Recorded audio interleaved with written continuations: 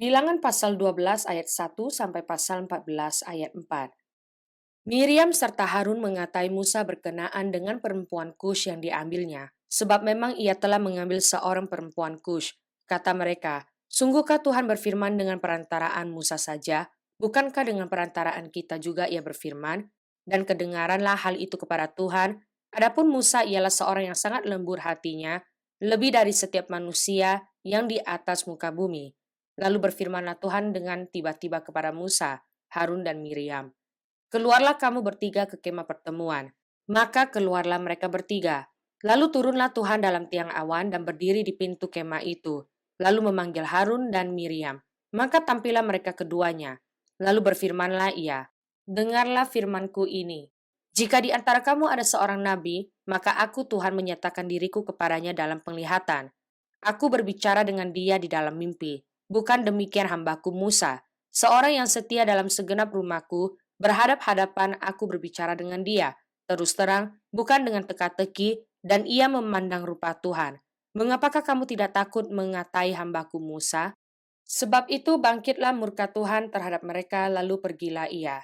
Dan ketika awan telah naik dari atas kemah, maka tampaklah Miriam kena kusta, putih seperti salju. Ketika Harun berpaling kepada Miriam, maka dilihatnya bahwa dia kena kusta.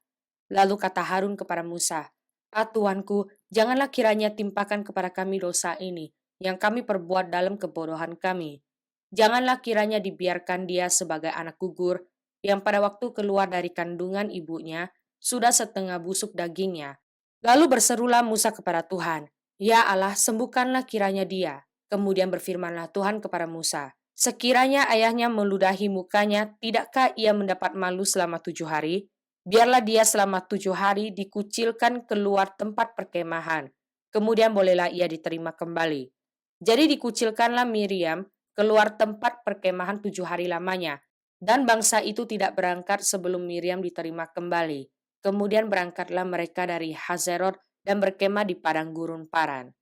Tuhan berfirman kepada Musa, suruhlah beberapa orang mengintai tanah Kanaan yang akan kuberikan kepada orang Israel. Dari setiap suku nenek moyang mereka haruslah kau suruh seorang, semuanya pemimpin-pemimpin di antara mereka. Lalu Musa menyuruh mereka dari padang gurun Paran, sesuai dengan titah Tuhan, semua orang itu adalah kepala-kepala di antara orang Israel. Dan inilah nama-nama mereka. Dari suku Ruben, Shamua bin Zakur. Dari suku Simeon, Safat bin Hori. Dari suku Yehuda, Kaleb bin Yefune. Dari suku Isakar, Yigal bin Yusuf. Dari suku Efraim, Hosea bin Nun.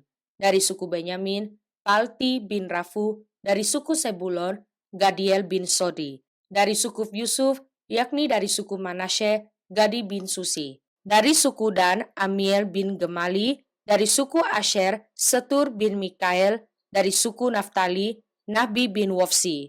Dari suku Gad, Guel bin Maki. Itulah nama orang-orang yang disuruh Musa untuk mengintai negeri itu. Dan Musa menamai Hosea bin Nun itu Yosua. Maka Musa menyuruh mereka untuk mengintai tanah Kanaan. Katanya kepada mereka, pergilah dari sini ke tanah Negeb dan naiklah ke pegunungan, dan amat-amatilah bagaimana keadaan negeri itu, apakah bangsa yang mendiaminya kuat atau lemah, apakah mereka sedikit atau banyak, dan bagaimana negeri yang didiaminya, apakah baik atau buruk, bagaimana kota-kota yang didiaminya, apakah mereka diam di tempat-tempat yang terbuka atau di tempat-tempat yang berkubu. Dan bagaimana tanah itu, apakah gemuk atau kurus, apakah ada di sana pohon-pohonan atau tidak. Tabahkanlah hatimu dan bawalah sedikit dari hasil negeri itu. Waktu itu ialah musim hulu hasil anggur. Mereka pergi ke sana, lalu mengintai negeri itu mulai dari padang gurun Zin sampai ke Rehob, ke jalan yang menuju ke Hamad. Mereka berjalan melalui tanah Negeb, lalu sampai ke Hebron. Di sana ada Ahiman, Sesai, dan Tamai, keturunan Enak. Hebron didirikan 7 tahun lebih dahulu dari Soan di Mesir. Ketika mereka sampai ke lembah Eskol, dipotong merekalah di sana suatu cabang dengan setandan buah anggurnya. Lalu berdualah mereka mengandarnya. Juga mereka membawa beberapa buah delima dan buah ara. Tempat itu dinamai orang lembah Eskol, karena tandan buah anggur yang dipotong orang Israel di sana.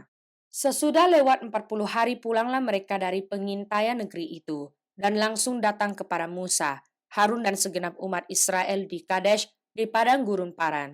Mereka membawa pulang kabar kepada keduanya dan kepada segenap umat itu dan memperlihatkan kepada sekaliannya hasil negeri itu.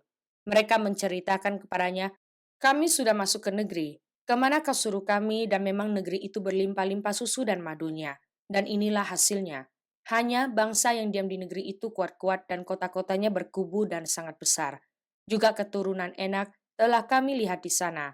Orang Amalek diam di tanah Negeb, orang Het, orang Yebus, dan orang Amori diam di pegunungan. Orang Kanaan diam sepanjang laut dan sepanjang tepi sungai Yordan.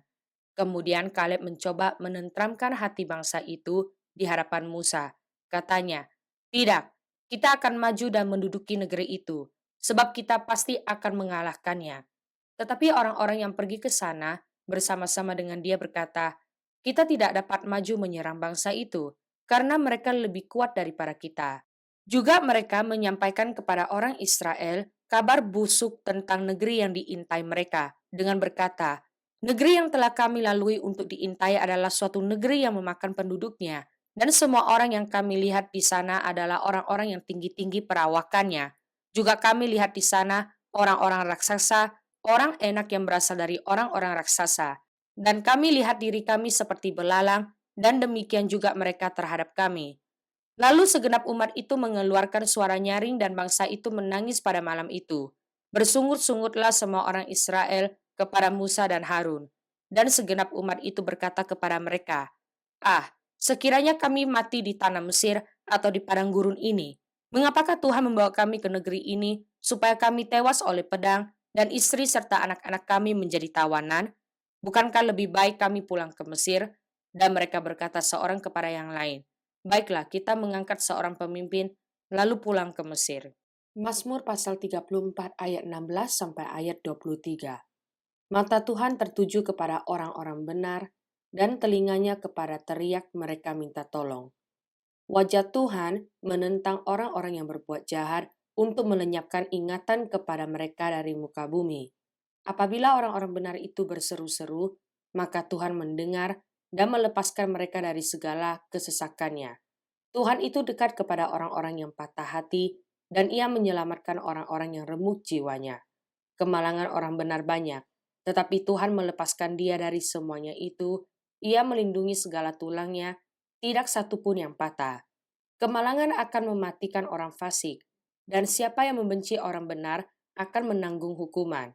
Tuhan membebaskan jiwa hamba-hambanya, dan semua orang yang berlindung padanya tidak akan menanggung hukuman.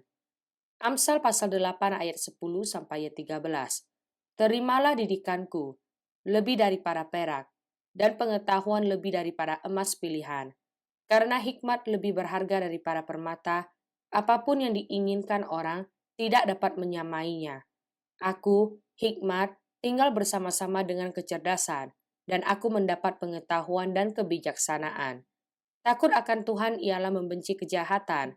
Aku benci kepada kesombongan, kecongkakan, tingkah laku yang jahat, dan mulut penuh tipu muslihat. Markus pasal 13 ayat 21 sampai ayat 37. Pada waktu itu jika orang berkata kepada kamu, "Lihat, Mesias ada di sini," atau "Lihat, Mesias ada di sana," jangan kamu percaya, sebab Mesias-Mesias palsu dan nabi-nabi palsu akan muncul, dan mereka akan mengadakan tanda-tanda dan mujizat-mujizat dengan maksud sekiranya mungkin menyesatkan orang-orang pilihan. Hati-hatilah kamu. Aku sudah terlebih dahulu mengatakan semuanya ini kepada kamu. Tetapi pada masa itu, sesudah siksaan itu, matahari akan terjadi gelap dan bulan tidak bercahaya, dan bintang-bintang akan berjatuhan dari langit, dan kuasa-kuasa langit akan goncang. Pada waktu itu orang akan melihat Anak Manusia datang dalam awan-awan dengan segala kekuasaan dan kemuliaannya. Dan pada waktu itu pun ia akan menyuruh keluar malaikat-malaikatnya dan akan mengumpulkan orang-orang pilihannya dari keempat penjuru bumi, dari ujung bumi sampai ke ujung langit. Tariklah pelajaran dari perumpamaan tentang pohon ara. Apabila ranting-rantingnya melembut dan mulai bertunas, kamu tahu bahwa musim panas sudah dekat. Demikian juga, jika kamu lihat hal-hal itu terjadi, ketahuilah bahwa waktunya sudah dekat, sudah di ambang pintu. Aku berkata kepadamu, sesungguhnya angkatan ini tidak akan berlalu, sebelum semuanya itu terjadi. Langit dan bumi akan berlalu, tetapi perkataanku tidak akan berlalu. Tetapi tentang hari atau saat itu tidak seorang pun yang tahu. Malaikat-malaikat di sorga tidak, dan anak pun tidak, hanya Bapa saja. Hati-hatilah dan berjaga-jagalah, sebab kamu tidak tahu bila manakah waktunya tiba. Dan halnya sama seperti seorang yang berpergian, yang meninggalkan rumahnya dan menyerahkan tanggung jawab kepada hamba-hambanya, masing-masing dengan tugasnya, dan memerintahkan penunggu pintu supaya berjaga-jaga. Karena itu berjaga-jagalah, sebab kamu tidak tahu bila manakah tuan rumah itu pulang, menjelang malam, atau tengah malam, atau larut malam, atau pagi-pagi buta, supaya kalau ia tiba-tiba datang jangan kamu didapatinya sedang tidur. Apa yang kukatakan kepada kamu, kukatakan kepada semua orang, berjaga-jagalah.